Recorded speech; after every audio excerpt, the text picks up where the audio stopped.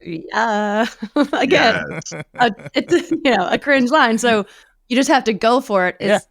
as much as possible. Yeah, walking up and having the first thing I say be OMG. Just step onto frame with just the acronym OMG.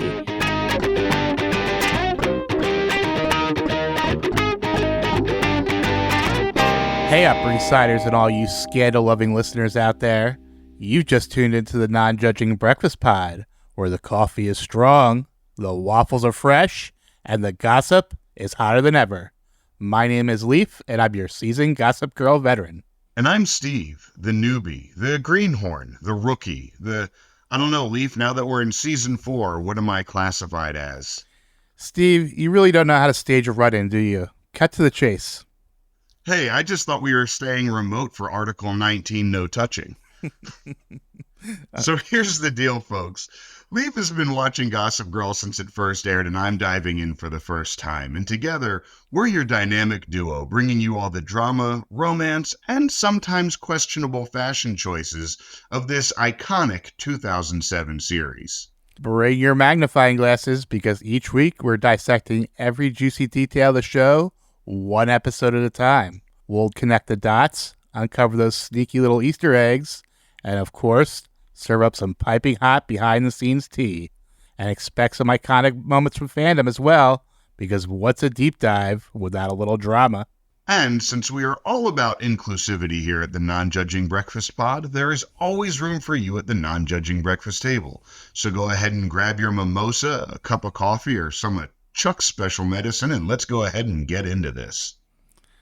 And Steve, we are here today with a special guest. We are here with Alice Callahan Thompson, who of course played Blair's Columbia minion, Jessica. Alice, welcome to the show. Hi, Welcome. Thank you. I'm thrilled to be here. Thank you for taking some time out of your day. Yeah, we're really excited to have you on. We've been talking about this. And you are the second of 3 from the original Columbia girls that we see in season 3. Right. That has now come to be our guest, and we really appreciate you taking the good. time like these. Okay, so who are the others? Well, we had Danielle Joy. I don't know if you remember her. Yes. She was on last season. Yeah, Okay. She was on toward the end of the last You season. have someone coming. You have someone else in the pipe. No word from Melissa Formera yet. I'll try to help you with that. I'll try to help you. Well, yeah, we'd appreciate it. Yeah. But yes, thank you so much for being here. Thanks for having me. I'm excited. So we're in quite a few episodes. You got your official kind of introduction to your character in season 3. But according to IMDb, you were in a season 1 episode. Can you confirm that? Oh, yeah. Okay, so I tried out probably 7, 8 times for different characters in the first few seasons. They were all small characters, like one-liners, like maybe I would be like one of Chuck's girlfriends for a half a second, or I would have been a server at a bar, and I would have been thrilled to do any one of those jobs, obviously, but I kept not getting it. And I'm like, they keep bringing me back in, but I just can't make it happen. And I was just like, okay. And then whatever time this was, the 9th or something, when they brought me in for that first one, I was like, well, I'm just gonna, leave it all out there and do the best I can, and like, if they don't like me, fine. I'm not coming back, except for I totally would have kept auditioning. But anyway, I just remember that last time being like, oh, screw it. Like, I'm just going to really go for it. And so then I booked that one, and that one turned into this multiple season kind of recurring thing. And I'm so obviously thankful that I never got any of the previous one-liners with Chuck or something. I wouldn't have been able to come back. But yeah, I guess they just didn't know if they were going to use me more back then. I didn't know. I thought I was only doing one episode, that first one. And I think I was just like a girl. I'm just like random girl number 5 or something. And then they ended up giving me a name in the next time I came back. Something that I thought was really funny, you had posted on your Instagram about rewatching Gossip Girl and how cringe it was. And I remember I was talking to my wife about it, and she was like, why would that be cringe? And I was like, she does have some of the most cringe lines that we've seen. Because I really, your line in the episode before, previous to the one we're doing today, where they said, we don't know why Jenny was exiled, and you said, aside from the obvious, which I loved it. It was just that, like, so cringe that, like, because this bomb's about to drop, so it was just so fun. So I just really 1,000%. Every line is cringe, and when you only get like one line a scene, if that, you really have to make it count. And so I would really like milk. I would milk every line possible. So I made them extra cringe with extra, facial expressions and moves. But I just didn't want to watch it. Yeah, exactly. I just I don't know. It was so much fun shooting it, obviously, but then I kind of just wanted to keep moving forward, and I don't know, I felt funny watching it, and it wasn't as easy to watch. Like back then it aired and then it went away for a while, and then I guess it came back on different streaming, and I just never was like, what I want to watch? Gossip Girl. I don't know. It just never, like, I was like, I had, I was into Severance. I was into Handmaid's Tale. Obviously Summer I Turned Pretty. Like there's other shows I would rather watch. You know what I mean? All good shows. All good shows. All great shows. And so it was never just like, if I have free time, I'd like to watch Gossip Girl. Just never like, I never felt like watching it. And clips I'd seen that people had posted and stuff over the years are always just like, because I'm critical of myself too, so it's just, but then when you guys approached me about doing this, I was like, you know what? It's time. It's time to do this. It's been like 15 years. I think I can face it now. And I've actually had so much fun when I watch these episodes. I had a blast, like laughing out loud, and knowing that I was going to get to make fun of it made it feel right, made it feel better. Like I was going to get to watch it for a reason, which is later making fun of it. So I'm happy to be here, and it feels like this is the right time to enter back in the chat. Yeah. So you mentioned you have very few lines, but you do make your presence felt. I think you do a great job with the physical comedy. Oh, thanks. Yeah. Well, again, it was all me trying to get screen time and just trying to steal anything I could, I'm not sure if you noticed, but as you keep watching it, I always have a drink in my hand. My character does anyway. And it's always like red grape juice or white grape juice. But for some reason, I thought it was just funny because I was never like the meanest one. I was kind of just like along for the ride one and just kind of like here for the drama. So I had fun making my character just like always like drinking in the background. So and it works though. And like I was saying before, it really fits the tone of Gossip Girl. You really just kind of blend with that attitude, with that minion attitude that they put forth from the prior seasons even, so just such a great carryover.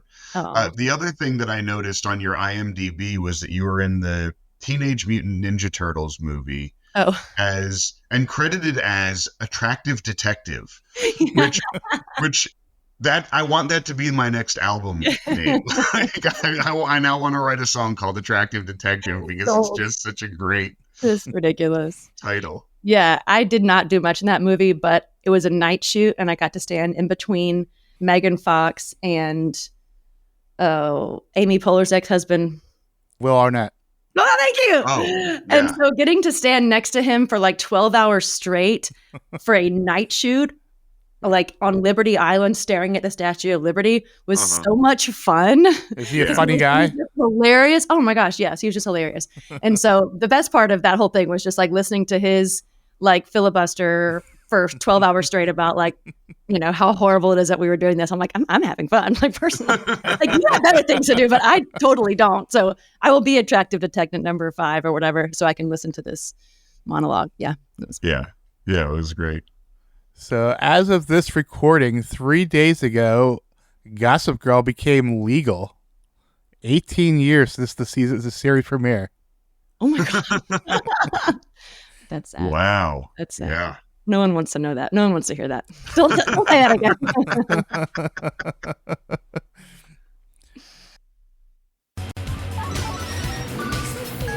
What is it now? And we did get a comment on YouTube from our friend Nostalgic Edit. This was on episode for season 4, episode 1. She commented, "Late comment, but I need to say something about this episode. I'm so excited you guys were on season 4. To be honest, the more I rewatch the show, I honestly feel like 4 might be my favorite season besides 1. I love the title of this episode. It's a nod to obviously the movie Belle de Jour, but they make it Belle. It might seem kind of random, but the film and this episode reflects similar themes of double lives, escaping reality, glamour, and masking inner conflict, and women navigating identity and desire. I think the inclusion of this film especially speaks to Blair's struggles, perception versus being true to herself, even opening with Prince Louis, and many passionless exchanges like the film.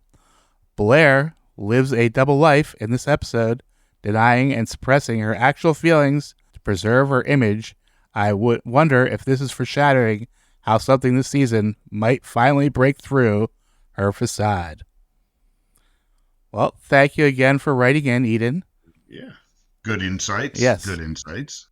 So before we get into the episode proper, Alice, do you have any general stories from the set or anything you want to share?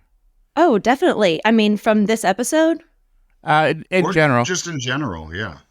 Yeah. I mean, I, again, was just happy to be there. Much like my character. I was just I was thrilled to be a part of it. And so I had a blast doing it, and I made some good friends and ate good food, because that was always very important to me, was the food they were serving on set. So that was great. I'm still friends. People, ask, are you still friends with anyone? And I'm still friends with Leighton, obviously, who played Blair. She's just the best. We actually had dinner last night because she's nice. here filming a movie randomly. Yeah, in Alabama. Nice. Crazy. But she's the best. I think she's hilarious. I think she carried the show, in my personal opinion. And I think she can do it all. We talk a lot about her acting and how and how oftentimes she'll run circles around the other younger, these younger actors who are kind of building their foundation here, and she just owns. I think there's been 2 times in this series where it's I don't really buy it. Yeah. For the most part, maybe she was tired. Maybe she was done whenever they shot that scene. Yeah. But she just owns everything she's in. She's spectacular. Yeah, she is. And she's, her career, I think she has so much to give. She can be so, deep and heartbreaking and raw, and, she can really do anything. And I wish that people were able to see more sides of her, because people do think of her as just being like Blair Waldorf, but she's so much more than that. I love her comedy. Really hilarious. Yeah, and she's hilarious. I mean, she really is so funny, and I'm waiting for that to be seen by everyone, because I want everyone to know. Yeah. We both watched Cop Out, her Good show Cop, Bad that Cop. came out this year. Okay, yeah, I haven't seen Or that yet. Good Cop, Bad Cop. That's Okay, right. that's Good it. Cop, Okay, Bad I Cop. haven't seen that yet. And like Leif said, her comedy she owns so much of it. Her timing. So yeah. Well, we are here to talk about season 4, episode 7, War at the Roses. Original air date was November 1st, 2010. And once again, IMDb and Gossip Girl Wiki are disagreeing on the title. The Gossip Girl Wiki just says it's based on the English Civil War. Right. Which is obviously wrong. Right, exactly. Because they're all based on movies. Yeah. So I would assume the War of the Roses. Yes. Which came out in 1989, directed by Danny DeVito and starring Michael Douglas and Kathleen Turner. Funny thing, one of the few movies my dad was like, no, you're too young to watch that. Here, watch Revenge of the Nerds. Watch Police Academy. You're too young for this one. Yes, the episode, I haven't actually seen it, but a married couple tries everything to drive each other out of the house in a vicious divorce battle. So, makes sense. Yes. Works for this episode. Yeah, very much. And this episode was written by Jessica Queller, who took off all of season 3. I'm not sure exactly what happened. She was not working at all for that year. I looked it up. So I'm not sure what happened, but she's written a lot of great episodes. Notably, the two Norman Buckley's two favorite episodes, The Handmaid's Tale and also On Fire or Age of Dissonance. Yeah, Age of Dissonance. Yeah. But also Roman Holiday, The Serena Also Rises, Blair Waldorf Mice Pie. So, yeah, that first Thanksgiving episode is absolutely classic. And it was directed by Joe Lazarev, who has done 3 episodes so far. Oh Brother, Where Art Thou? How to Succeed in Bassness, and The Empire Strikes Jack. Kind of up and down on those ones. Oh Brother, Where Art Thou? I like. Empire Strikes Jack, I kind of hated parts of it. I hated the end of that one. But yeah, he's been a producer since season 1. That's and right. Yeah. As we learned from Norman Buckley, he sometimes filled in as director, like on the season 1 finale. Mm-hmm. Yeah. Yes. Yeah. So I had Norman Buckley and Caroline Lagerfeld on last week, Alice, and apparently Norman broke his nose during the shooting of the season 1 finale. So he had to leave for a day and like an half. So Joe filled in? Yes. See that? Yeah, he was great. So nice, really down to earth, easy to feel comfortable with, even though he was a producer and you're like, oh, the producer's here. Ooh. But he was always so kind. So, yeah. All right, Steve, why don't you give us that rather short this week Vulture recap? Yes, it's a blessing, it looks like. So Vulture had to say, they say promises are meant to be broken, and nowhere is this more true than on Gossip Girl, where sincere utterances are asphyxiated the moment they hit the Upper East Side air. Last night's episode saw the breaking of pledges between Nate and Dan to not see Serena alone, between Serena and Colin, who made a pact to remain physically uninvolved until Serena completes Colin's class, and of course between Blair and Chuck, who violated Article 19 of their treaty in a way that could have embarrassed even Connie Chung. That is short. That's... Yeah, Connie Chung reference. I haven't heard of that name in a while. Yeah. What did she get caught having sex on a piano in 2010 or something like that? Like, is that why we haven't heard of her? Not that I'm aware of. Yeah. But like she's referenced in the episode for something about a piano. She says, look up Connie Chung piano, and now they reference it here, so. Well, we open Act 1 with a Gossip Girl monologue. Rise and shine, Upper East Siders. It's officially fall, and when the leaves start to turn, we know it's time for Bee's birthday. We hope Serena will be there to celebrate, but we hear she's having her own private party with a professor. Blair is prepping invitations for her birthday. Serena brings coffee to Colin's office. The two are learning each other's histories, and Serena, it seems, is having a tough time sticking to their agreement to not get physical until after the class. I mean, I talked last week about how much I hate this whole thing. Yeah. As a teacher, and it's just so cringe. Even with the college level courses, like Leif and I discussed about how this guy's probably in his 30s, and here's Serena just turned 20 or about to turn 20. And just, I find the whole thing cringe. Yeah, it's bad. It's hard to watch, for sure. It's hard to watch. Yeah, and Is Robin still on board?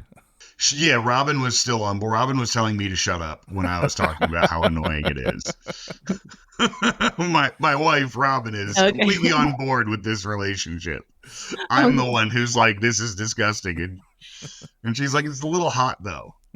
And she's like, you've never been a teenage girl with daddy issues. So, there you go. And I've got there it there. You go. I never have. Charged. Blair is having breakfast with Eleanor and talking about their plans for Blair's upcoming birthday party. Eleanor's back. I love an Eleanor episode too. Mm-hmm. She's one of our favorites. Dan, Rufus, and Eric are walking the streets, coffee in hand, discussing both Lily and Rufus's first anniversary and the fact that Vanessa is back and still living with Dan. Rufus seems depressed that Jenny can't come to celebrate with them. When Rufus walks away, Eric and Dan discuss trying to break Blair's embargo. Going through Chuck seems the path of least resistance. Dan's like, you probably need my help planning this. I thought it was cute. But then he went on to say it's more just to get away from Vanessa, which understandable as well. Nate and Serena are standing in an empty restaurant, and Nate notices Serena is happier than usual and suspects a new man. Serena begins to confirm the suspicion when Chuck and Blair come into the restaurant and are shocked to see Nate and Serena. It looks like Nate and Serena set the other two up so they could oversee a treaty negotiation. Right. Okay, is this when Blake is in the bandage dress? Yes. Like the tight Hervé Ledger. Yes. Yeah. Okay, so if you remember, this Hervé Ledger, I guess that's how you pronounce it, bandage dress had a major chokehold on all the stylists in the year 2010. Mm-hmm. This could be seen everywhere. And of course, Blake loved wearing it because it was tight and low and, all the things. And it's just everywhere. You'll see them more as they pop up. But I just thought it was so funny that, she pops on and like, oh, yeah, you could have showed me that. And I could have told you what year that was, in a time capsule. But I got to wear one, too. Not on this show. They didn't have that kind of budget for me. But I was on another movie around this time called Morning Glory, which was a Rachel McAdams and Harrison Ford. I only had one scene. It's not a huge deal, but it was a big deal to me. And I got to wear, one of these it girl dresses. Nice. That, That's awesome. cost more than I made that day. But Rachel McAdams was lovely, and it was a really fun scene. So I had my moment in the dress. I just saw this reel on Instagram the other day with Reese Witherspoon, like an old interview where she told everyone how she got in her contract on Legally Blonde. She got to keep everything from her wardrobe. I can see that for her. Which is, there's like 50 pairs of Jimmy Choo shoes. Yeah, exactly. There you go. Not me. Not on Gossip Girl. Say that. They're like, I give it all back. No stealing. Won't trust any of y'all. Yeah, did you come in with those earrings? Yeah, exactly. Blair and Chuck go back and forth negotiating on who gets to go to this or that restaurant on which dates. When the topic of strip clubs come up, Blair pulls Serena aside for a sidebar, where Blair also mentions Serena's glow. As usual, Blair is the voice of reason when it comes to Serena's questionable relationship choices. Blair continues her filibuster a bit longer after returning to the table, but eventually cedes the strip clubs. However, there is a last item to be negotiated in private. Nate and Serena are dismissed. I loved this scene. I love the funny concept of this scene, that they bring in a stenographer and a notary, and that they go back and forth, and it is so in line with who these people are. Yeah. And I absolutely love that. And I also love Blair being that voice of reason, that Blair be like, I don't want to hear about you trying to sleep with your professor. He's a professor. It's wrong. Move on. Yeah. Period. Much like Trip. Yes. Period. Back at the Vanderwoodson penthouse, Dan and Eric see a Gossip Girl blast announcing Blair and Chuck's treaty. Eric wishes someone, not them, would take Chuck and Blair down so that Jenny could come home. However, Dan is confident that the duo can take down the king and the queen of the Upper East Side. Oh, Dan. I find that there are several moments where we see Joe Goldberg in this episode. that you see this like scheming, and you know how when Joe is trying to like explain something and his eyes get wide and he gets animated and excited, and like we saw that, and it just really, now that we just finished the series like a week ago or 2 weeks ago, and just seeing that, it just felt like a young Joe Goldberg. Yeah, that's great. Yeah, he plays that well. He plays like psycho stalker very well. Yeah. You love him anyway. That's the thing. He gets away with Right. it. You love him anyway. Yes, at the end, toward the end, when I'm like, oh man, it's like, no, he should get caught. You want him to get caught. He's a bad person. Yeah, no, but Stop rooting for yeah, him. but it's Penn. Like, we can't not root for him. Yeah, exactly. Yeah. And Gossip Girl takes us to the first act break with this quip. Seems like leaves aren't the only thing changing colors this fall. Act 2 begins. As Chuck and Blair exit the restaurant and get into their respective cars, they say what they announce as their last goodbyes outside of social niceties. This is the Article 19 when Chuck goes to shake her hand. No touching. Love that. Yes. No touching. Yeah. Juliet is still stalking Serena and flags her down on the street. She quickly gets Serena to admit she has a crush on a professor. Serena reaffirms that she is waiting till after the semester to sleep with him. However, Juliet knows exactly the buttons to trigger Serena's daddy issues. Serena's previously good mood is shattered as they part. Juliet texts Ben that Serena is hot for teacher. Yes. Yeah. Okay, so Katie Cassidy, right? Yeah. Like Juliet. And I don't know if you've already been over her or not, but as you know, daughter of David Cassidy from the Partridge Family. Mm-hmm. Well, I did not know that, as a matter of fact. Okay. That? There you go. Yeah. I grew up like loving the Partridge Family. So when I met her, I thought like I hadn't seen any of the other stuff she'd been in, but I was like, you're David Cassidy. That's what I was thinking in my head. Like, that's awesome. Like, remember he had some iconic hair. Like he had the Rachel. It was like the Rachel for the 70s, you know? Mm-hmm. Yeah, before the Rachel was a thing, yeah. That's right. But here's some hot goss on that. Oh. She tried out for Blake's role. She tried out to be Serena. She told us when I was kind of aware of that, yeah. Okay, maybe not. I'm not giving you anything that you don't already know. Except for that is David Cassidy's daughter. But yeah, so I think that was a little hard. You know, she talked about how like, yeah, I tried out. I think she got really close to getting that role, but didn't get it. And anyway, but at least they found something for her to do. But I could kind of tell she was like, I probably could have done the other part, you know? Yeah. I like Katie Cassidy, but I think Blake was probably as perfect casting as you could get for that role. It worked. It definitely worked.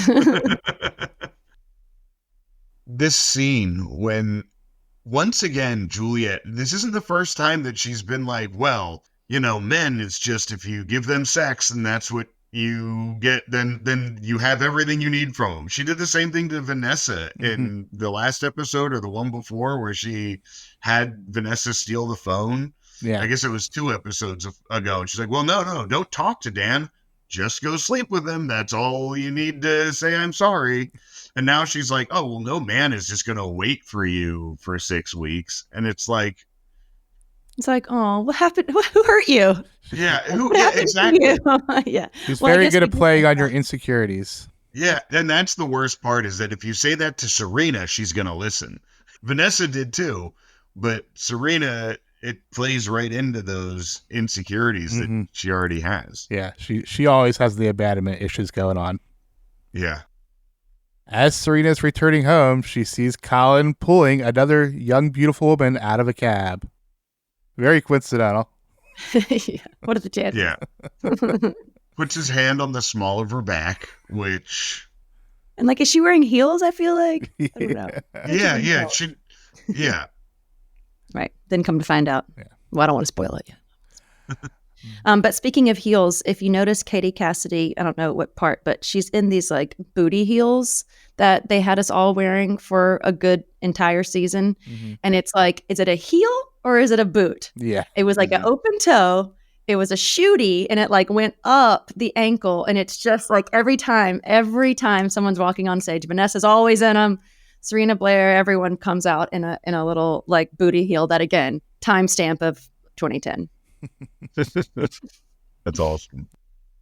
Back at the penthouse, Eric is impressed with Dan's diabolical plan to drive a wedge between Chuck and Blair so that Chuck will help Jenny return for the anniversary party.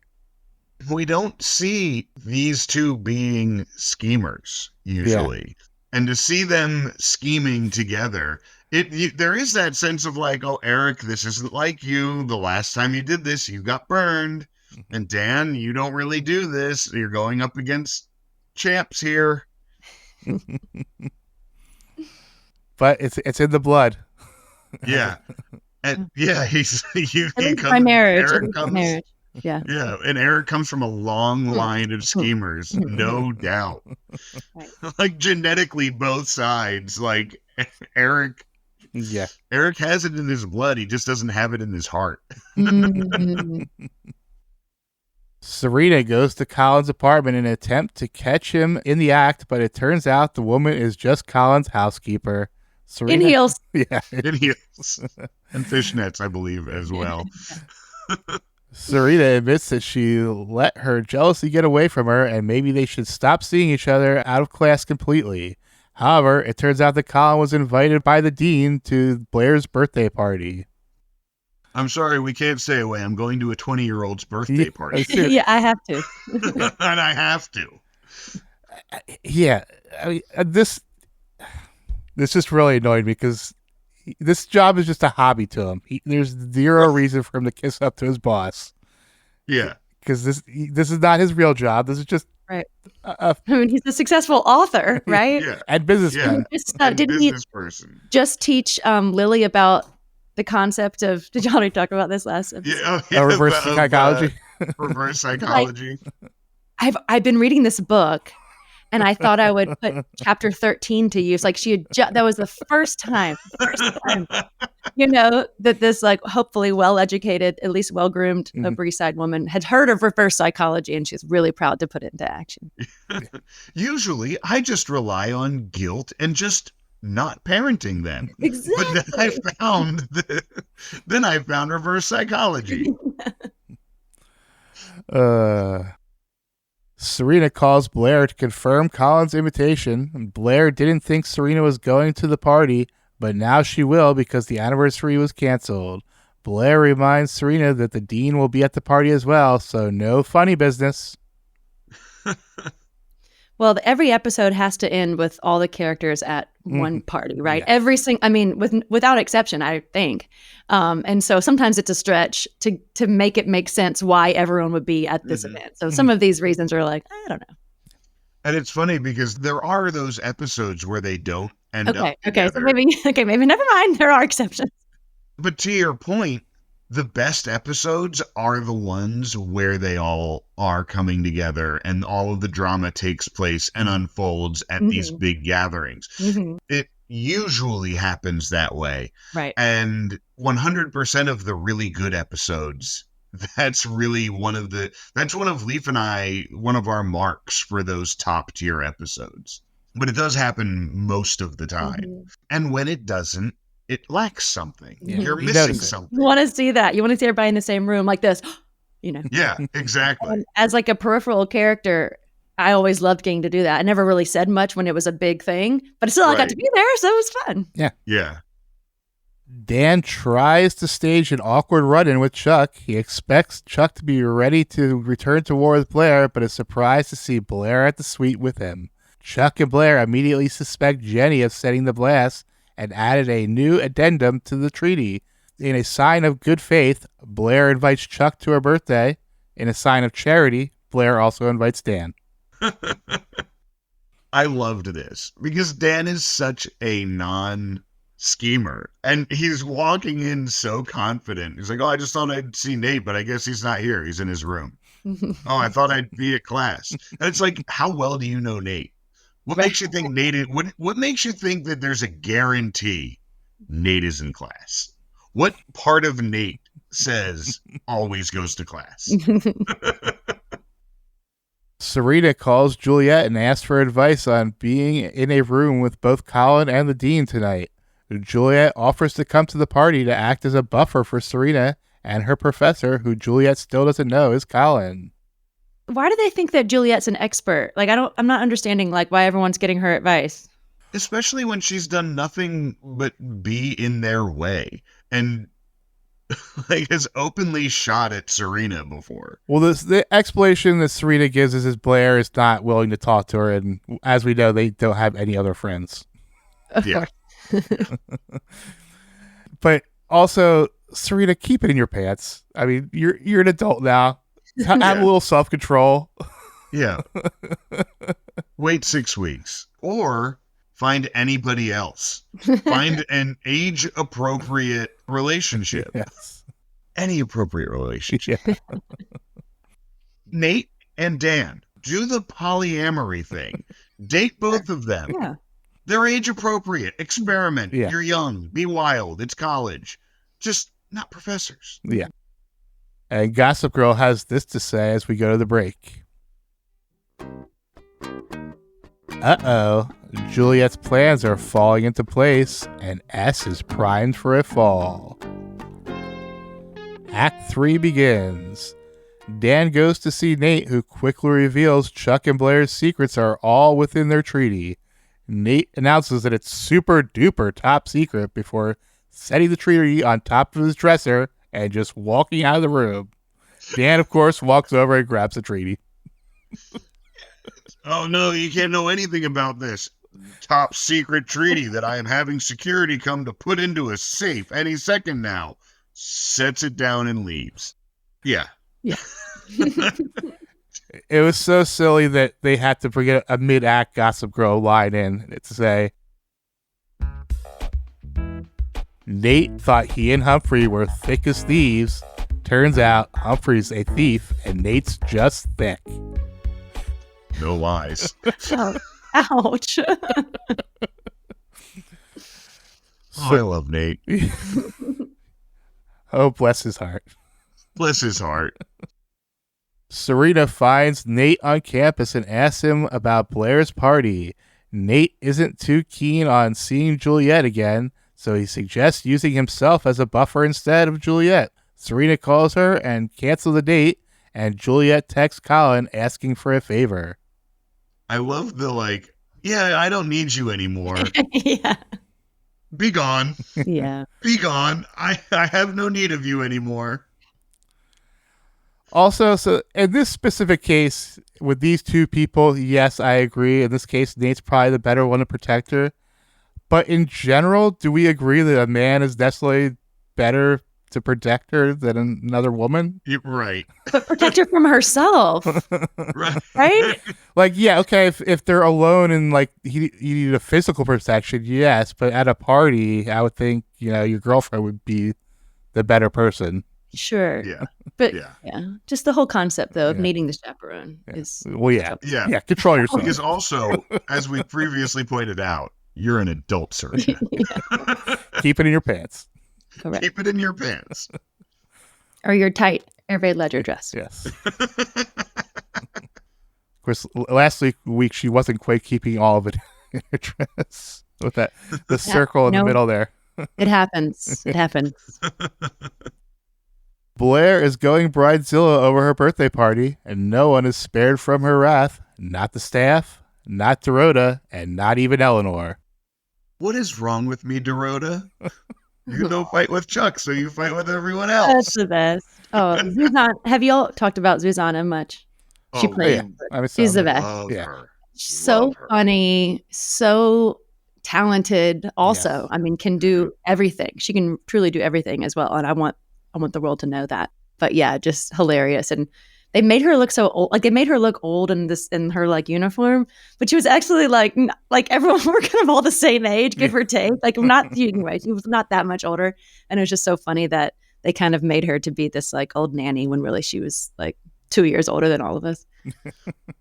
It's funny because when we had Norman Buckley on, and he talked about early on with Dorota that Margaret Collins wasn't able to make an episode, Mhm. and they needed Dorota to kind of take on Yeah. that part. And he said, if that's the case, then she needs to have had this role all along. She Uh-huh. can't just be the help. She needs to be this other mother figure, Mhm. and we need to kind of establish that.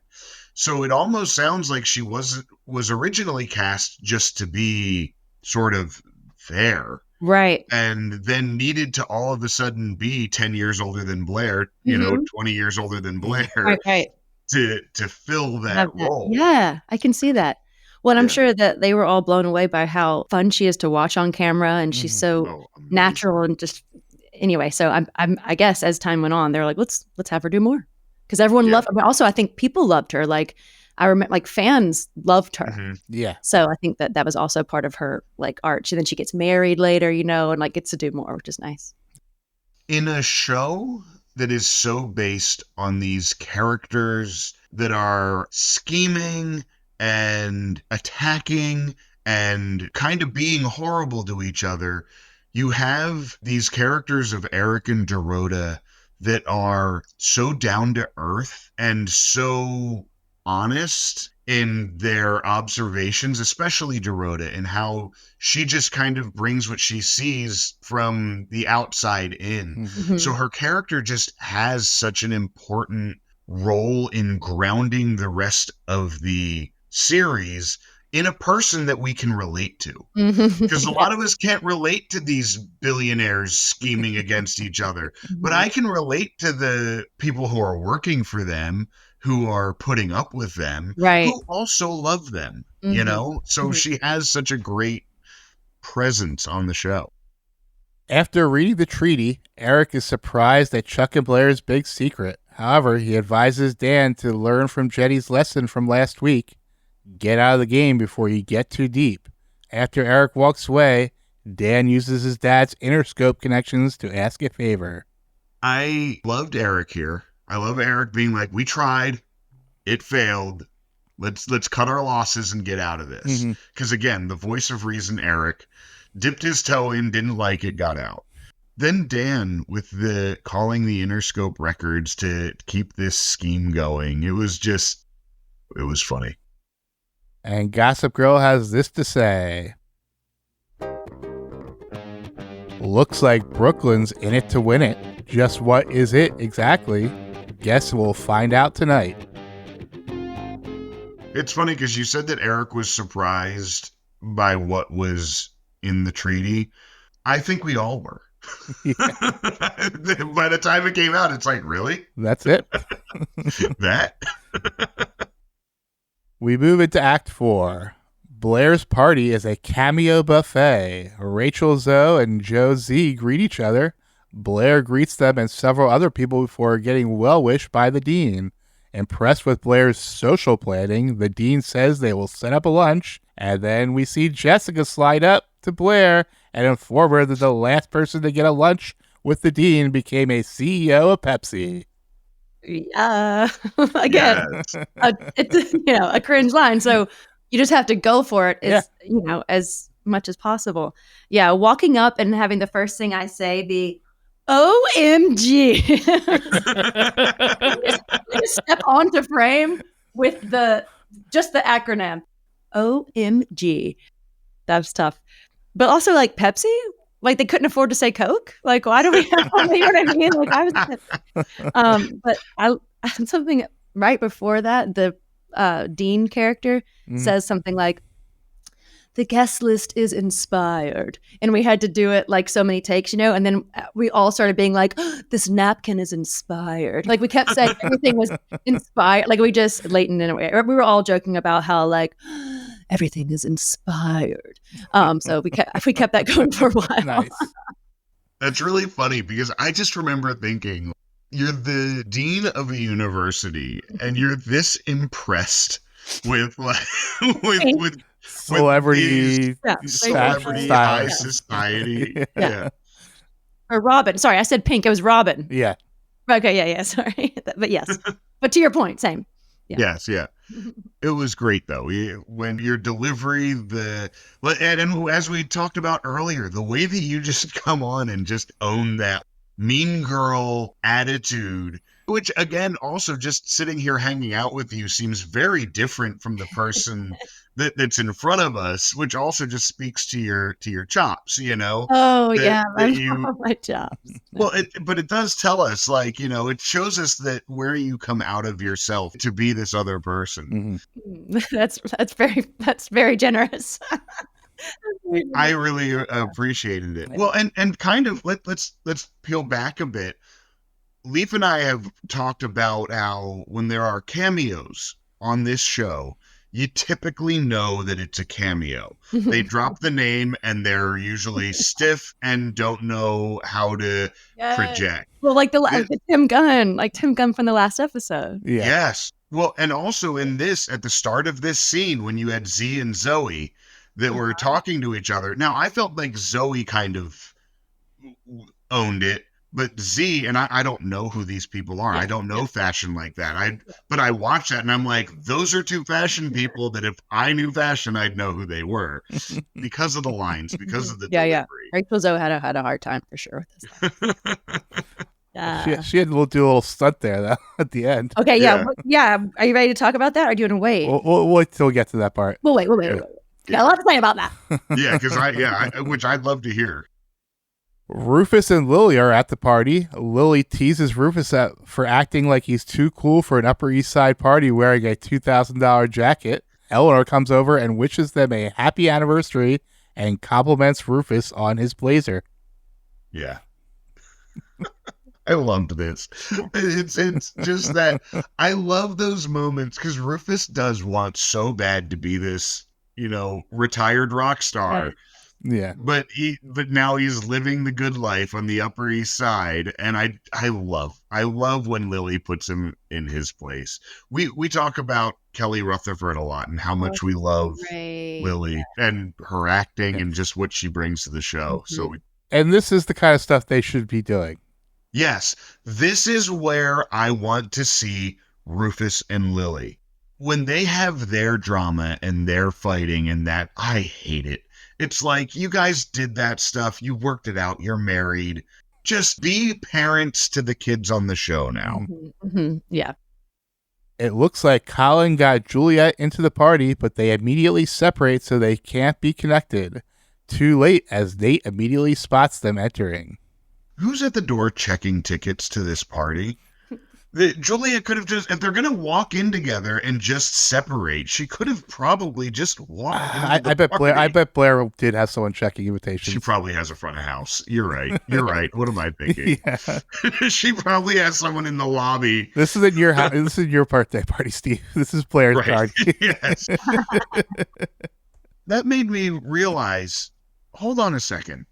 Colin let a maid into his apartment somewhere near Columbia where she ran into him. So why is he escorting women out of Blair's apartment building every day when they first meet? That was near Blair's apartment. Because his house? Yeah, they live close together. Because remember, he's always getting the cabs when Serena's leaving in the morning. Yeah, I thought he was coming out. Right. I thought he was coming out of the building, out of Serena's building. In fact, I think they had said early on that he was in Blair's building. Possibly. And now he has his own. He is a multi-billionaire. He probably has more than one flat. Guys, he invented reverse psychology. Come on. He did.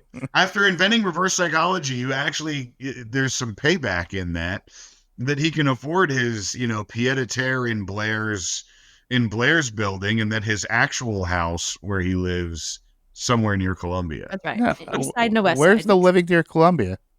That's just an assumption that he probably. You're right. Yeah, Serena was coming home and saw him going into his building because they live next to each other.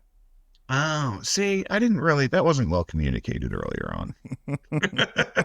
Well, I'm confused too. Are Juliet and the professor meant to be siblings or they're exes, cousins? or? They're cousins. They're cousins. Okay. Yeah. Okay. Yeah, which only just comes out in this episode. Yeah. At the end of the previous one, we see them together for the first time, and he gives Juliet the check. And it was like... Right, he pays for her to go or something. Yeah. And so there was like a whole, how is this connected? Which last week I was convinced that Colin was a part of this whole take Serena down, Ben Juliet conspiracy. Right. But really, it's just a big coincidence. Yep. What are the chances? Yeah. Pretty high on the Upper East Side. It's a small island. It's a small island. Radius. There's only one cab to be shared. Yeah. Yes. Even because you can't get into the cab behind the cab. Serena sees Colin across the room, but then finds Nate and begs him to distract her. As the two old friends are goofing around, Dan, of course, shows up and sees them together. Again, she's like, quick, distract me. I might just have to, run across the screen here and just jump on top. Like, what? Yeah, just no. What I did like from this scene was Chase Crawford. Yeah. Mm-hmm. We talk a lot about how those moments when he gets to be funny and gets to be sort of softer and smiling and kind, he really shines. He's very engaging when he does that. Yeah. So the whole Gettysburg Address thing, I thought it was stupid that it's like, you got to distract me to keep me from him. But the means that they went about it, I thought was adorable. That's right. He does well when he gets to be like the cute, sweet, funny, kind friend. But when he has to be like, yes, leave the burden to Chuck. It's harder. Yeah. Juliet finds Serena and Nate and continues her innocent helper act. Nate doesn't necessarily see through it, but he is still bitter about the breakup. So Serena asks him to give her and Juliet a minute to talk. When Nate walks away, Juliet begs Serena to point out the professor. Before Serena can spill the beans, Eleanor bustles up and drafts Juliet into cater waiter service. I love that Eleanor can just smell the pour on someone and be like, oh, you must be help. Go do something. Yeah. She does it to Dan all the time. But just like, oh, you helped out in an event. Go fix the catering tray. Now, is this foreshadowing of Dan and Juliet romance? I don't know. I mean, Juliet has hung around for a while now. Longer than any of the previous. This is episode 7 for Juliet. A lot of these type of roles are only 3 episodes. 3, maybe 4, so she's already on in a pretty long story arc. Does she become full cast? I don't know if I want you to answer that. But just seeing, that's an interesting take. I'm still waiting for the Blair Dan thing to happen. I know it has to. They've got the charisma. Juliet, wait your turn. Blair finds Serena and still doesn't want to hear about Collins. She also rightfully doesn't trust Juliet. However, Blair is not in the mood to protect Serena from herself, so she decides to go rub elbows with Pulitzer Prize-winning novelist Jonathan Franzen. Again, it was just one of those Blair moments. If I wanted to hear this, I'd just go talk to Jonathan Franzen. In fact, and just turns and walks off. Her one-liners in this episode, she just drops them so heavy, and I had several laugh out loud moments based on Blair and Dan in this episode. Dan is surprised to see Rufus, Lily, and Eric at the party and suggests they go home to celebrate on paper plates as planned. Eric didn't think he needed to warn Dan about the parents because he didn't think Dan would ignore his advice to go through with the plan. Whoops. Yeah, of course he did, Eric. He had his scheming face on. Yeah, and again, these Joe Goldberg moments where he's like trying to like usher them out, and it just felt so much like, I did it for you. The facial expressions, it just brought me right into that. Mm-hmm. So good. Chuck and Blair come face to face and disagree on the room temperature. Chuck is suspicious on why Blair knew about Jack's whereabouts. This little monkey wrench that gets thrown in here, here's the thing I love about it. Dan's whole goal is to tear these two apart. And he does all of this scheming and all of this research and calling these people when ultimately just his one-off line about Jack is the thing that does it. That none of his scheming matters. He just throws something out there that just stuck and he didn't even know. Nate and Serena are engaging in another awkward cameo with designer Cynthia Raleigh. Nate acts as a terrific buffer for Serena and distracts her from Colin by getting her to recite the Gettysburg Address. After that, Nate passes his chaperone duties on to Lily and Rufus. Okay, so I had my scenes mixed up. This is the Gettysburg Address scene. Again, everything I said earlier is still true. Nate finds Colin and assumes that he is Ben. When Colin says he isn't, Nate gives a brief explanation on why he thought he was Ben. When Nate walks away, Colin grimaces for the camera. And this is the moment where you get that they're not in on it. That Colin isn't in on it. Mm-hmm. So I liked that. I kind of hated that he wasn't in on it. I hated that it was a coincidence. Not just because it made me wrong last week, but because I felt like it would have been a better story. Yeah. But I can't hold every episode like that. So. A waiter hands Serena a napkin with a note from Colin to meet upstairs in 5 minutes. She excuses herself to the restroom. Rufus and Lily, as usual, are oblivious. The thing that grosses me out so much about Colin is how much he's not listening to Serena saying not for another 6 weeks. Mm-hmm. He's not accepting that. He's constantly trying to push these boundaries. Mm-hmm. And again, with a relative child to where he is in his life and now manipulating this college girl. And I don't know if manipulating is the right word. Maybe it is.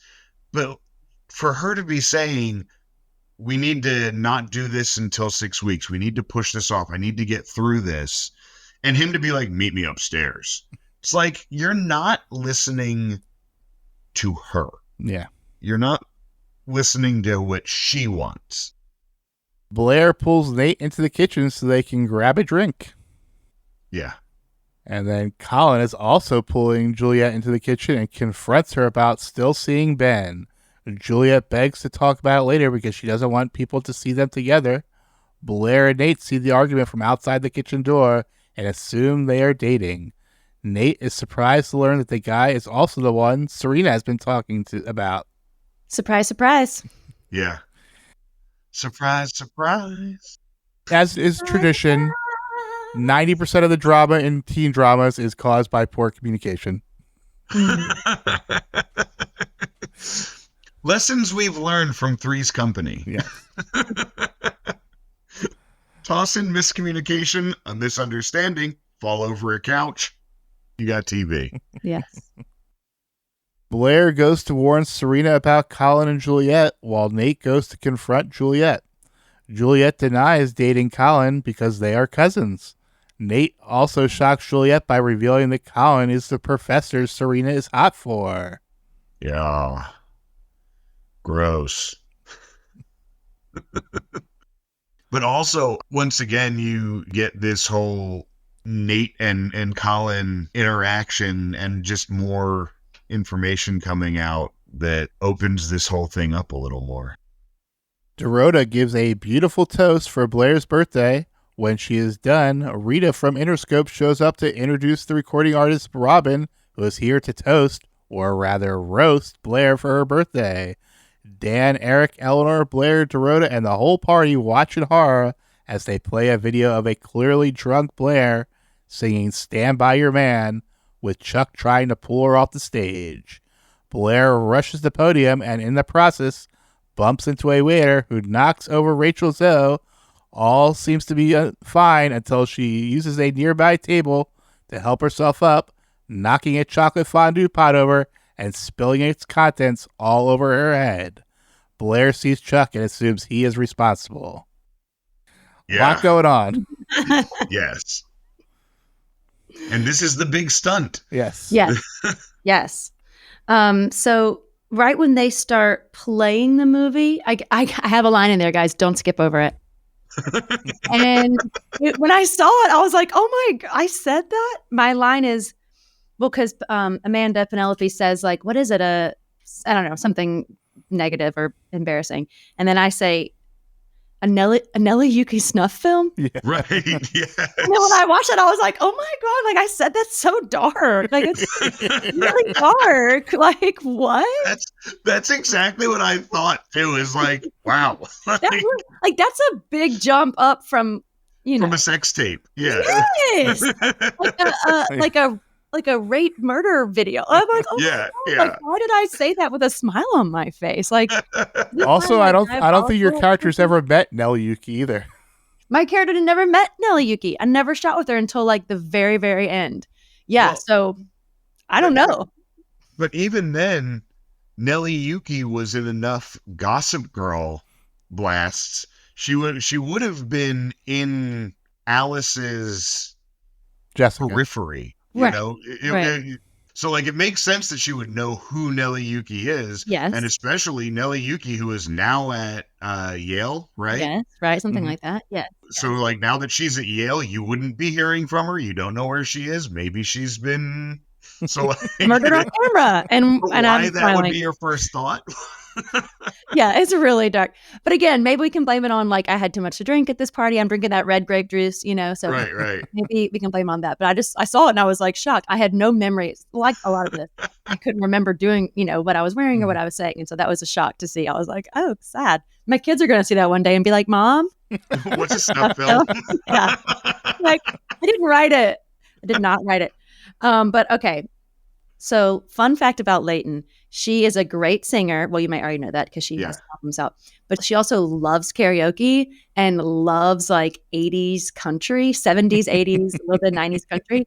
Like we go out, we do karaoke a lot. We just love like funny old karaoke. And so I know that like this was probably her choice to do Stand By Your Man. She sings it really well, actually. Yeah. And so like Leighton as a person would not be embarrassed by that video. Like it's a great, like what is wrong with this video? Like why are we embarrassed with this video? I mean, I guess she's supposed to be kind of like tipsy, but still like I feel like Blair's character could just like own it also. Yeah. So anyway, that like confused me as to why that was such a embarrassing thing. One, maybe because I know her so well. I know that she probably loves shooting that scene and she like for fun does old country karaoke. Yeah. Anyway, it was just like, why is everyone freaking out about this? Which is my reaction. The one thought that I did have was that it was just the fact that she was so in love with Chuck and she doesn't like to admit that. Yeah, and people in the see video her... though, is he like in the video or is it just her? Yeah, she's singing to him. Yeah, and he tries to pull her off the stage and stuff. Yeah. Okay. Yeah, so she's embarrassed by that. Okay, I'm like, because Leighton would stand by this video like she stands by her man. For sure. Well, and it's funny because that's the sense I get from off-screen Leighton from everything that I've seen about her. That she is so much more free-going and so much less uptight than Blair is. Oh yeah. Mm-hmm. Yeah. Absolutely. We like to just get like private karaoke rooms and sing old country and she's just lost. Anyway. Well, bring us along because I love karaoke. Okay, great. Yeah, for sure. Okay, can we talk about the Rachel Zoe fall? Yeah, go for it. Yes, please. Okay, so I think they meant originally to actually show her falling, and they put like a gymnastics mat out, and there were some like handlers ready to facilitate the fall. But like it did not go well the first time they shot it. Like it just did not like something, and she was not happy about having to repeat doing that, So they were kind of like, I guess we could just shoot. This is what I think they did because I saw the fall and then I saw that they scrapped shooting it from that angle and they pulled up the gymnastics mat and then they just shot it to where she's already down. Like they don't show her falling, right? Yeah. The camera cuts away and it comes back and she's just, so I just was like, oh yeah, that was a whole thing because the falling was like more than they could ask of her, I think, to do multiple times. Right. So then they were like, fine, just lay on the floor. Well, and then of course you only have one take to get the chocolate. Exactly. Chocolate yeah, that's too. right. They're like, everyone quiet. This is our one, like for sure that was a one take situation. Yeah. She did well, but the I die thing, I'd totally forgotten that was a thing. Remember? I die. That was like her. Yeah. That was like her motto that people used to say. But I was actually like, you know what? I'm glad to know that like these phrases can come and go because I totally forgot that phrase existed. And it gives me hope for some of the phrases I hear my kids saying now. I'm like, okay, this will go away. Like the 6-7, like there's so much that they say that I'm like, but maybe it'll go away. Yeah. The number of times my kids had to stop a sentence to explain whatever they just said to me. My kids are all 18 and up. Yeah. Okay. So I've But been yeah. through. It does pass. I will promise you. Right. The I die thing was big, and then it was gone. And we get into Act 5. Robin is performing at Blair's party. Blair finds Rita, and when she tells Blair that she was invited and told it was a roast, Blair, of course, assumes that the he that invited her was Chuck. Fair assumption. Yeah. Except for the truce. Serena is waiting for Colin in her bedroom. When he arrives, they accuse each other of trying to make the other jealous. Tension is so thick you can cut it, as they already begin to make excuses not to wait. You guys couldn't make it through a night. One night at the same location. Yeah. She was really going for I wrote down like sex pot eyes are cringe. Like I felt that's what I wrote. But it was just like it was so like I mean it's so intense. She's working so hard to be like I cannot breathe without making out with you, you know. And it's like we're all kind of like we don't want to see this, right? I don't know. Yeah. Personally, that's me. I didn't want to see it. Yeah, and I'm just glad she didn't have any strawberries or anything in the scene because we often talk about how she'll just lick the whatever she's like a glass or a strawberry or a and it's Serena flirting is always it's a lot. It's a lot.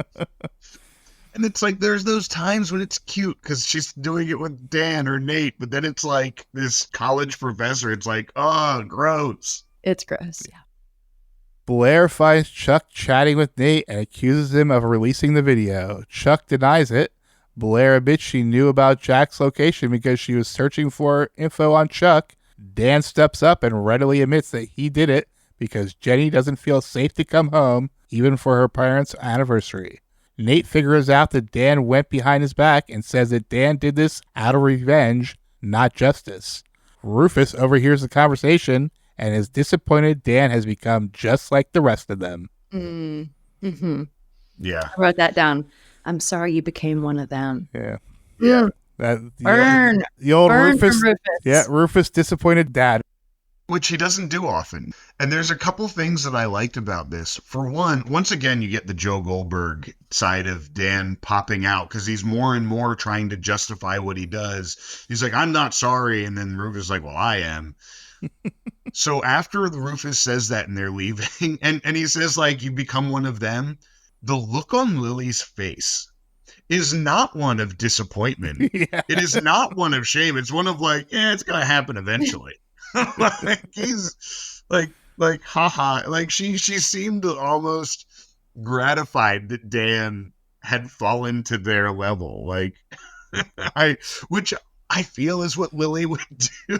Like, I don't think Lily would be mad. Oh, yeah, I think Lily would be a little bit like, oh, that's my stepson. Yeah. It goes back to season 1 where she was totally into Bart spying on her. Yes, yeah. Juliet calls Ben and reveals that their cousin, Colin, is the professor that Serena has a crush on. It appears Colin is in the dark about Ben and Juliet's plan. Juliet doesn't want to risk losing Colin's financial support and wants to back out, but Ben pushes her forward. Ben, I get it, you're in jail. But now you're going to ruin your sister's life just to ruin this person's life that you're not going to ruin. Yeah, you can get her kicked out of Columbia and get your cousin fired, but like, oh no, I'm kicked out of Columbia. I guess I'll just go to Yale now or Brown or anywhere else that I want to go to or not do anything and just sit here being super rich or take classes at a community college. Like, who cares? So many options. Like, yeah.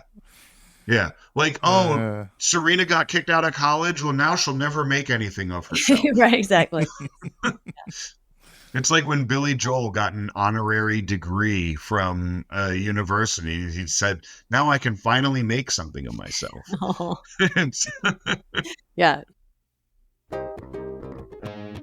We move into the epilogue. Eleanor finds Blair moping post-party, but manages to cheer her up a bit by letting her know that she got the only copy of the video from Robin. Blair tells her mother that she wants to be a powerful woman, but whenever Chuck is around, she feels like a weak little girl. Eleanor empathizes with her and tells her that she wasn't herself and cold and closed off for a long time after Harold left her until she met Cyrus. There's some real interesting psychology here with Blair. She's super embarrassed about this video, and she does here kind of express that she's embarrassed that these people saw her weak for a man and saw this singing for him as a weakness for him and loving him as a weakness for him that is carried over from her mom being a very powerful woman who also went through this horrible breakup, that she was really hurt by her first husband. So again, the psychology of Blair feeling embarrassed for people seeing her show love for a man, I thought was just a really interesting piece to her thinking. And especially with all the emphasis this show has put on women finding a man, on Blair finding a man, and Jenny finding a man, and Blair and Chuck are broken up, so now I have to go find a man immediately. And she's always, I gotta find a man right now, but I cannot sing to him. It's just kind of interesting. That's where I draw the line. Yeah. But no one can know that I actually care. Rufus and Lily are returning home and discussing Dan. Lily points out that it was just a silly prank video, but Rufus is still disappointed that his son is turning into an Upper East Side schemer. That is, until they see all the paper flowers Dan put in the living room to celebrate their anniversary. I kind of love that part of this conversation is like, yeah, I'm just really sad that my son turned out to be like your shit kid.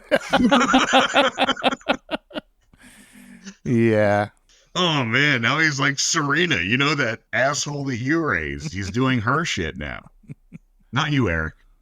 Yeah. No. Fuck you, fuck you, fuck you. You're cool. You're cool. Fuck you, I'm out. And there's also the whole like, oh, wow, there's paper flowers all over this place. There's 10 minutes left in our anniversary. I can get this done. What? Yeah, what? Does anyone? Yeah, I don't know. Dan returns to the loft to find Vanessa there. He gives her the Cliff Notes version of the episode. They reaffirm their friendship, but are interrupted by a call from Rufus. I found it interesting to bring Vanessa in just for the end of this episode. The past episode, she was just mentioned, only talked about. And then this episode, she's mentioned and talked about a little bit, but we don't see her until this one scene. Mm-hmm. So I thought that was interesting. It was almost like the writer was like, oh shit, Vanessa. Oh, we have her on call that day too. I should I should put a scene in for her. Yeah. Huh. And she says, we just need rest and a good dose of Brooklyn. Mm-hmm. That's so bad. We just need a good dose of Brooklyn. That's what we need. Me and you get back to our roots in a super expensive Dumbo, like city facing loft. $2 million loft. That'll bring us back down to earth, Yeah, we talk about that a lot, about the poor Brooklyn people living in like a $2 million loft. More. And exactly. For sure. And Vanessa, whose mom was this very successful singer who traveled the world, and them both being musicians and all of that, just a poor rock star living off of all these royalties. Serena is saying goodbye to Colin and says it's going to be a long 6-week wait. But then she leans in and kisses him. The shot pans out and we see a hidden camera recording the scene. Serena, you go all the way to his house. And then you're like, you know what? Never mind. And here, he's like, cool. Which, my comments earlier about him not respecting the boundaries, frustrating, but here he does respect it. Here he says, okay, which there's a tendency for men to be in that situation and say, oh, well, you brought me all this way. You came all the way out here. You're leading me on.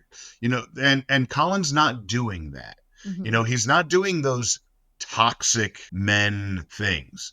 He is doing that toxic male thing of trying to seduce a 20-year-old when he's a 30-something college professor. But I do credit him here for not doing the shit that many men would do and try to lay that on her and guilt her and manipulate her further. So that's the one plus that I have. There you go. I will just say that his game is just so strong that he knows that it's coming anyways. Yeah, well, he's just the slow game master. Yeah.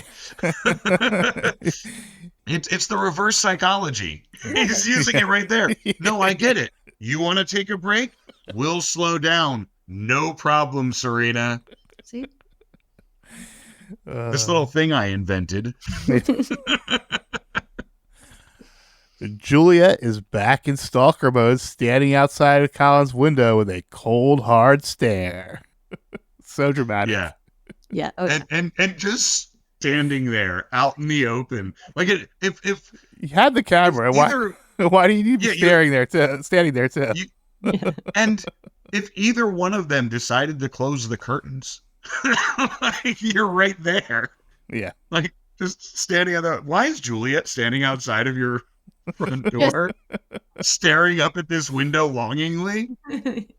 So she's mostly just mad that he's her cousin and he's getting involved with the girl that she thinks like took down her family or something like that. That's her her biggest. We haven't quite figured out exactly what, but somehow Serena is responsible for Ben being in jail.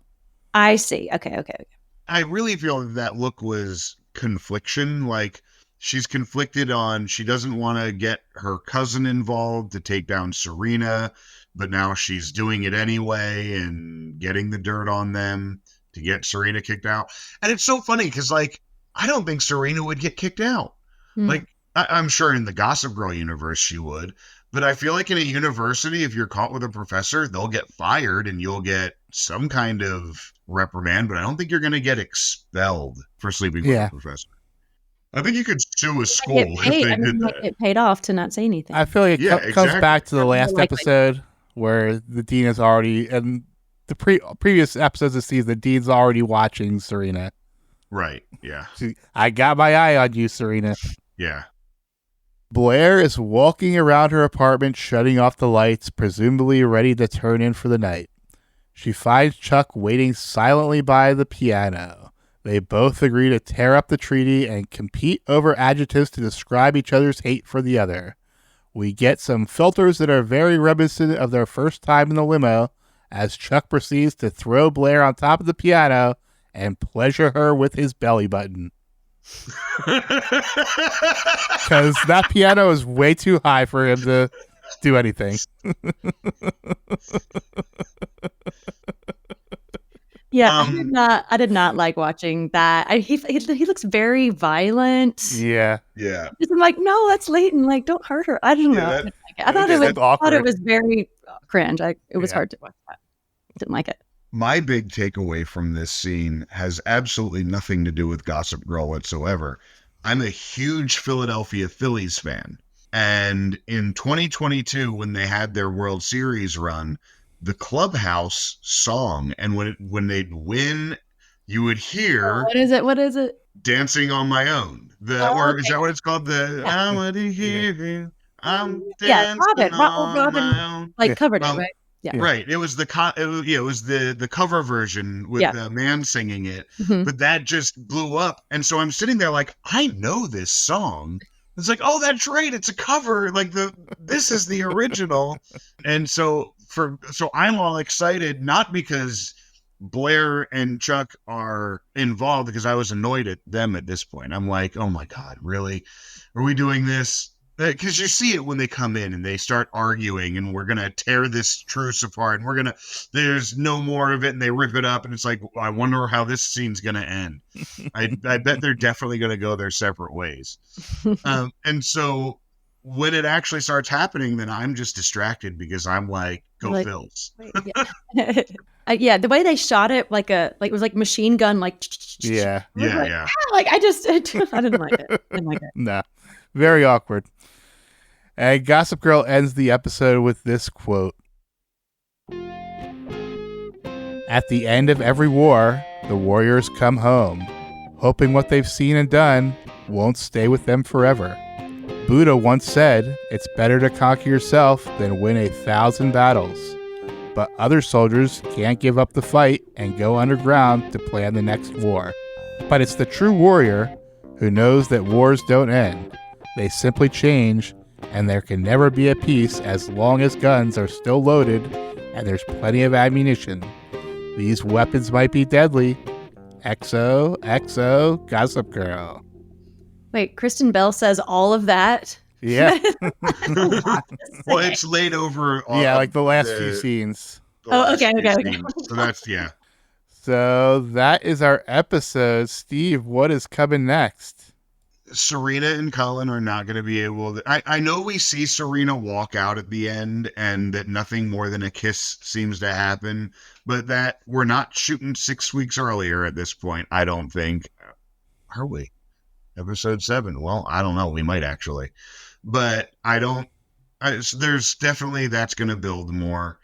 I think that Dan and Nate are going to be in a rough patch now. My favorite friends on this show are now going to be kind of against each other for a bit. And now we have to put up with more of the Chuck and Blair of it all, which I'm kind of over it at this point. Mm. I saw it coming, knew this was going to happen, but kind of wanted them to just be on their own for a little while. I want to see them be on their own and not just give me like a 3-episode arc where they don't fuck with each other. Mm-hmm. But we'll see. But we're back with that again. So outside of that, though, yeah, I'm not really... Oh, and I'm thinking that there might be something else between Dan and Vanessa. I hope they just end up as friends, but I feel like that could bubble up again at some point. Those are my big ones. And that Blair's minions are going to continue to just shine and scene steal whenever they're whenever they come on. I can predict that I take over everything. Where's that? No, we're just, we kind of continue as is for a while, but yeah. Hey, some fun stuff happened. Yeah. I predict that Alice is Gossip Girl. No. I wish. Well, let's jump into some segments. This week in fandom, we travel with the Wayback Machine to the fan forums from 2010. Hello there, Peabody here. And this is the Wayback Machine for traveling through time. And this is my boy, Sherman. Speak, Sherman. Hello. Good boy. And overall, they thought this was a fun episode. Yeah, it was fun. I'd say it was more fun than good. Yeah. If that makes sense. Yeah. I think like the Rachel Zoe with the chocolate tells you what you need to know about this episode. Yes. Yeah. Like it wasn't well shot. You didn't. The whole thing was kind of like, how did she get on the floor? We didn't see that, but you had a good time watching it. Yeah. And that was like, I mean, she was hot back then. Like she had like a reality show, I guess. Yeah, I believe so. Well, she's a designer. And maybe she had a reality. And she was her big thing was she was a celebrity stylist. She worked with, I think, Lindsay Lohan, Nicole Richie. That's right. Okay. And a couple other people. Like Misha Barton from the OC. Okay, of course. So roping her in and getting a few other, Cynthia Rowley and Robert. It's always just funny when they pull in people that you're like, oh yeah, that's what we were doing back then. Like that, that was fun to watch. They enjoyed the Dan and Eric stuff. Yeah, I did too. Yeah. I liked seeing them paired up. I don't think we've ever really seen that before, so I did like that pairing. Many seem to think that the Nate and Serena stuff was unrealistic because they never really made up. Oh, yeah, he did kind of leave off mad at her still. But then Julia breaks up with him. I don't know. I feel like the two golden retrievers are always going to circle around each other. Like, I don't feel like anything was out of place for that. That's right. And we just love Nate's eyebrows. Just eyebrow, eyes, just the whole thing. We'll just keep looking at that. Oh, cutie Nate. While some of the diehard Cher fans liked the sex scene, a lot of people also noticed that it was a bit awkward. Yeah. Yeah. Just like Ed, you're like, ooh, like, are you okay? You just anger and aggression. You know what I mean? It's just like, I don't know. Yeah. A lot of back and forth between the Brooklyn fans and the Upper East Side fans. That scans. I'm starting to get a bit bored with the Juliet Ben stuff. Yeah. Kind of dragging on. There's only so many like calls to prison. Yeah, exactly. Like, and only so many like, well, we must bring her down. Like, do it already. Yeah. And more calling out of Serena Collin just being a retread of Serena Tripp. Yep. Right. Yeah. And a few people randomly decided to talk about missing Bart. Okay. They would have liked to see if Lily stayed with Bart and he had more separation between Brooklyn and Upper East Side. Oh, well. And finally, what's the deal with all the plaid? Yeah, Eric and Dan were wearing matching plaid this episode. I think last episode you had Dan and Nate wearing matching plaid. Okay. So it is definitely that era for the hipster era for guys in New York. Mm-hmm. Oh yeah, Yeah. absolutely. Yeah, all the wardrobe stuff is just funny to see. Like the outfit they have me in for the party with the Blair's birthday party. It's like a purple motif, big purple bubble necklace. It looked uncomfortable. Headband. What's that? It looked uncomfortable. Yeah, I mean it was tight. It was tight for sure. But it just all of it. Like they always had us like in coordinating, matching, over the top accessories, and just funny to look back at it and remember putting on that stuff. Like there was just never. It was just like layer upon layer. Like the previous episode too, when we're at the Boom Boom Room. Mm-hmm. It's like we're all wearing like 20 necklaces. The hair is like twisted up in this big knot. It's so extravagant and so silly. It was fun to watch. But that Boom Boom Room scene was funny. I guess you talked about Ivanka and Jared last. Yes. Yeah, it's a little hard for them to do their lines. But they got through it. They got through it. And of course, at the time, it was just like, oh, the novelty. This is, Ivanka Trump. This is Donald Trump's daughter. Okay. And, and when we were shooting that scene and I got to, see them there, I would never have imagined what would end up happening with the Trump family. You know what I mean? Like, because like that was like a fun gig to them back then. They're like, yeah, we'll do the Gossip Girl episode. Like, they like wanted to be on, I assume they like wanted to be on this show. So they took, that like a few lines each, and there they were. He was supposed to be the most eligible bachelor or something. Mm-hmm. Which like, really? I don't know. I'm like, are you sure? But anyway, that was like a job they were like down to do, in 2010. Yeah. And things changed. Indeed. But it was just funny to see them pop on the screen because I'd forgotten about that. And the whole Boom Boom Room thing was like, that was such a cool place to be at that time. And the line to get in at night was so long. And it was so fun to film there. They had us like staying in rooms while we were waiting. And anyway, it was just like, it was like a morning show. It was like 7 a.m. when we were shooting that whole thing. I'm like, is it kind of weird that like some of these nighttime scenes are brought like daylight coming in from the windows? And anyway, hey, you don't question it though. You don't question the magic. You could have a dinner, at middle of the day with them. But anyway. Yeah.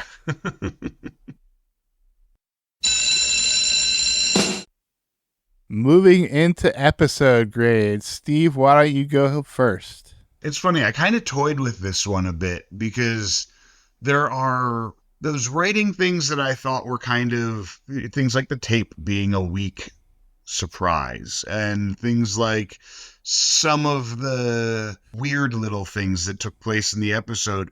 But ultimately, I had fun and laughed out loud enough that I gave it a solid B. Alice, how about you? Oh, okay. So it's not 1 to 10. It's like a grading scale of letter grade. A, B, C, D, F. I see. Yeah. I don't really know how to grade it, but I'm going to say a B also. Like, it wasn't the best episode that I saw or did, but I had a great time doing it. So it's through my filter of myself too. And what I liked about this is that I got to have that line with the Dean and with Leighton. Normally I'm like part of a set, Mm-hmm. Yeah. 3 of us. Yeah. And so I kind of just get like one word or line or something. But that was a special scene for me because I got to like step out from the group for a moment and like have a little interaction. Yeah, one-on-one. Yeah, so so that was really fun for me. Yeah. So. Yeah, well, I agree. It was a fun episode. It was solidly above average. So I guess we're all in the hand-holding club, and I'm going to give it a B as well. All right.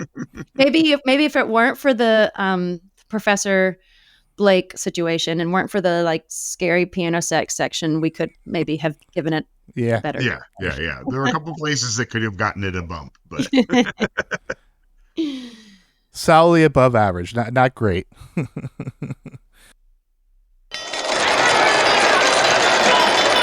Moving over to Stockwatch. Steve, who do you have going up? there's not a lot really going up here. I'll have Rufus and Lily going up for finally doing the thing that I want them to do on this show more than anything. So I'll send them up. I'll have Eric going up for being the bigger person and deciding not to get involved. I'll have Colin going up because he's getting what he wants out of his relationship with Serena. And I believe that's it. I think most everyone else, I think, is going down. Yeah. I'm sorry, one more. I'm going to give Dorota an up because she was great at the party and wonderful story and stunning in that dress. So, Oh yeah, it's nice when we get to see her out of her uniform. yes, I love it. Alice, who do you have going up? Well, I haven't watched any other episodes besides these two ever. So I don't know. Except for when we did it. So I don't really know. I don't remember subjective. what happened before and what happened after. But Who did you enjoy in the episode? who did I enjoy watching? I'm like, I'll tell you, I didn't like watching. I didn't like watching Blake and Katie and Juliet. Those scenes, all the scenes with the two of them, I was happy to when they were over. But I love seeing Leighton. I love seeing Leighton. I guess the figuring out the terms of the treaty was funny and silly, and lots of fun call outs to like the New York restaurants that were popular at the time, and I thought that was really fun. Dan didn't do much for me in this episode. Normally, like I'm always a Penn fan. He's just great, but in this episode, I didn't love what he had to do or say. So I guess Leighton was the star of the episode in my mind, and then me, of course, obviously. All right. For me, I actually had quite a few people going up. I had Nate going up because he was a good friend for Serena. I had Vanessa going up because she was a good friend at the end for Dan. I had Lily going up because she was just, once again, having a good time and being silly. I had Chuck going up because he didn't really do much bad this episode, and he got the score with the woman of his dreams. So good for him, I guess. Yeah. I had Eric going up because, like you said, he backed out of the scheme and he didn't get his hands too dirty. I had Eleanor going up because she was a good mother once again. Cyrus because he got mentioned and gave the perfect gift, apparently. Ben because he was able to keep pushing his scheme forward. And also Dorota for her great speech. Yeah, I actually want to add Eleanor as well. Mm-hmm. And I would like to, after hearing you say it, add Cyrus as well because Always he was mentioned, always and good I love opportunity. Cyrus. Yes. Yeah. All right, That's Steve. right. Eleanor has a nice moment with Leighton, right? When she's encouraging her you can be strong and you can still, I don't know. Have moments of weakness. Yeah. Yeah. That was sweet. Steve, who you got going down? Dan, right off the bat. Dan becoming an Upper East Sider, he goes down. I had both Blair and Chuck going down because I'm over the Blair and Chuck of it all right now. I had Vanessa going down because I know she was a good friend, but I kind of saw it as she, didn't have anywhere else to be. She doesn't have anywhere to live, so she's like now stuck living with her ex-boyfriend. So I actually had that going down. And I had Serena going down because she can't keep it in her pants. Oh, and Rachel Zoe going down for landing on for getting a bunch of chocolate dumped on her head. As we heard from Chief Wiggum, chocolate doesn't come out. Yeah.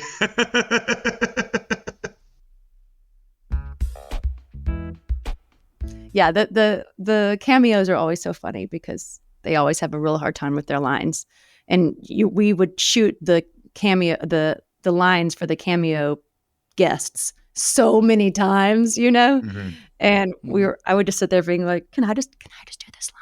Like, it wouldn't have word coming from me, but it was so funny because they would give us only a few takes for our turn.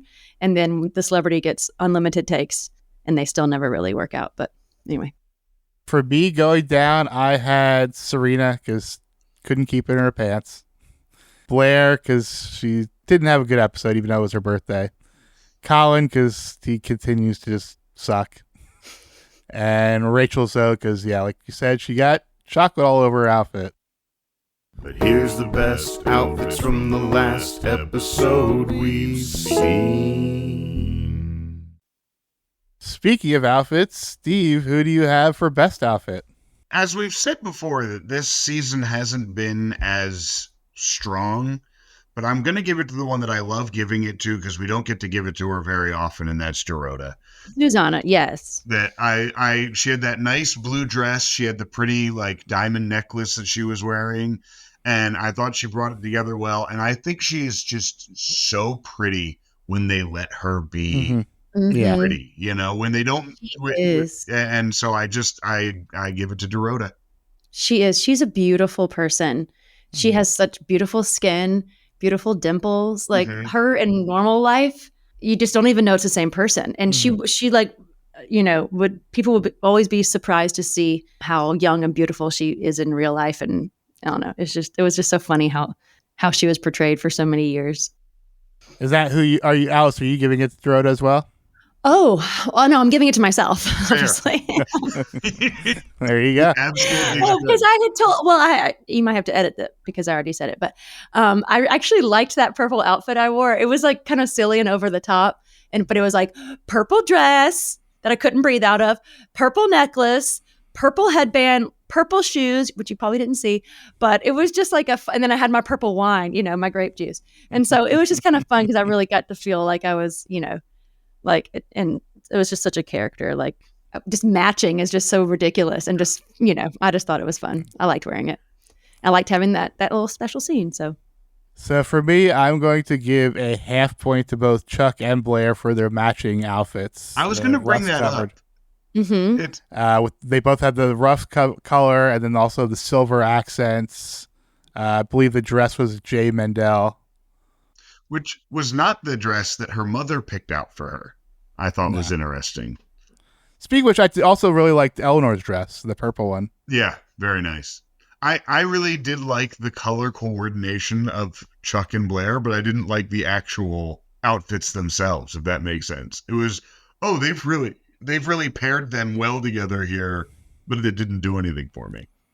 Oh wait, but I can give my thumbs down for Blake's outfit, the Hervé dress. I'm just like, we've seen it too many times. And then, of course, last episode, as you mentioned, the big cutout, front and center, like totally classic her. So there you go. Yeah, not my favorite, but part of it. It's her. It's part of it.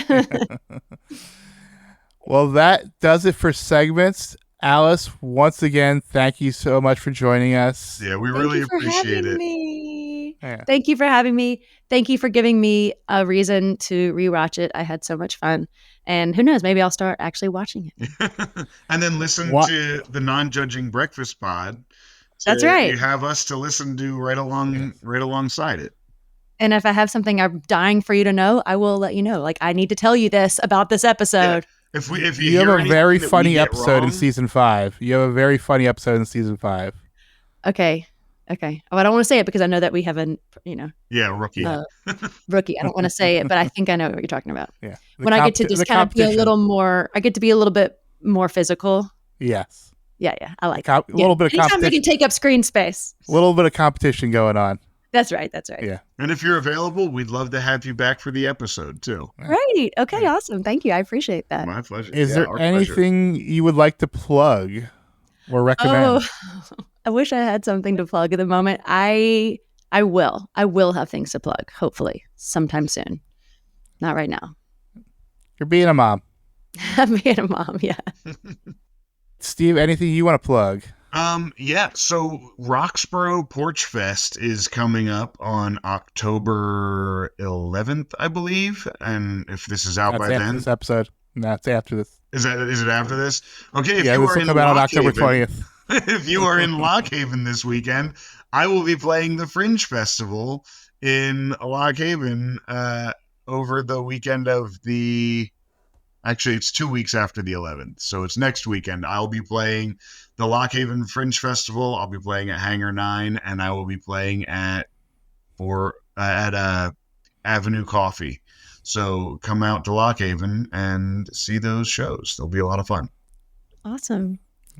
All right, nothing for me this week, but if you want to follow the podcast, you can find us on Instagram, TikTok, and Threads at Non-Judging Breakfast Pod. You can find our links to our subreddit, to our Patreon, and our Discord server on our website, nonjudgingbreakfastpod.com. And if you would like to get in touch with us and send us an email, we'd love to hear what you have to say and maybe even read what you wrote here back on the podcast. Our email is nonjudgingbreakfastpod@gmail.com. And while you're listening, if you could go ahead and hit that like, the follow, subscribe button, and please leave us a comment. That really helps us with our visibility in Apple Podcasts and on Spotify. And while you're at it, go ahead and let your friends know what you're listening to. Tell them to tune into the Non-Judging Breakfast Pod, and maybe we can become your water cooler talk at work this week. And we will be back next time to talk about Season 4, Episode 8, Juliet Doesn't Live Here Anymore. The episode description reads, Chuck and Blair decide it's in both their best interests to put the past behind them and end their vindictive games. Nate confronts Juliet after discovering a secret she has been keeping from everyone, and Dan and Nate realize they both still have feelings for Serena. Yeah. Oh. What do you know? Really? You're just now realizing? Well, until next time, you know you love us. XOXO. Every time you walk away, run away, you take a piece of me with you there. Every time you walk away, run away, you take a piece of me with you there. Every time you walk away, run away, you take a piece of me with you there. Oh, it seems I'm walking right to your door. My heart's still resting, looking for something more.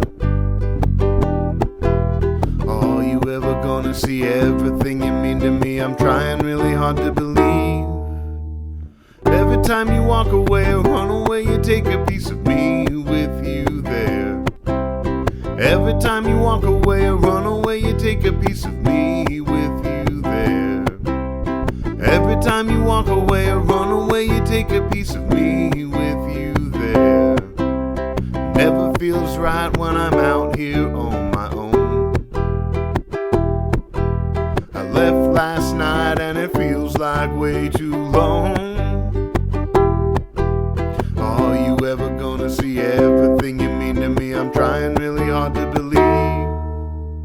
Every time you walk away or run away, you take a piece of me with you there. Every time you walk away or run away, you take a piece of me with you there. Every time you walk away or run away, you take a piece of me with you there. Come back to me. Smile and you'll make my life complete. Every time you walk away or run away, you take a piece of me with you there. Every time you walk away or run away, you take a piece of me with you there. Every time you walk away or run away, you take a piece of me with you there. Every time you walk away or run away, you take a piece of me with you there. Every time you walk away or run away, you take a piece of me with you there. Every time you walk away or run away, you take a piece of me with you there. Every time you walk away or run away, you take a piece of me with you there. Every time you walk away or run away, you take a piece of me